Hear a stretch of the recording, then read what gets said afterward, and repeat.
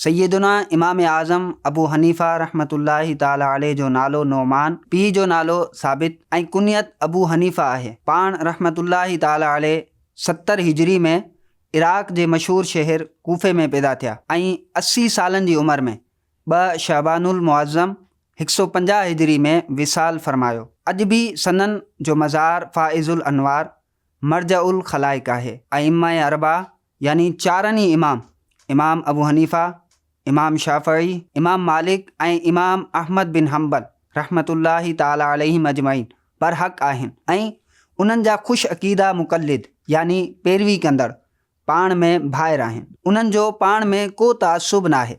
सैयदुना इमाम आज़म अबू हनीफ़ा रहमतुल्लाहि ताला अलैह चारनि ई इमामनि में वॾे मर्तबे वारा आहिनि। उन जो हिकु सबबु इहो आहे त सिर्फ़ पाण रहमतुल्लाहि ताला अलैह ई ताबई आहिनि। ताबई उनखे चवंदा आहिनि जीअं ईमान जी हालत में कंहिं सहाबी रदी अल्लाह ताला अन्हु सां मुलाक़ात कई हुजे ऐं ईमान ते संदन ख़ातिमो थियो हुजे। इमाम आज़म अलैहि रहमतुल्लाहि अकरम मुख़्तलिफ़ रिवायतुनि जे मुताबिक़ कुझु सहाबा किराम अलैहिम रिदवान सां मुलाक़ात जो शरफ़ हासिल कयो आहे ऐं कुझु सहाबा किराम अलैहिम रिदवान खां सरवर कायनात सल्लल्लाहु अलैहि वसल्लम जा इरशादात पिणु ॿुधा।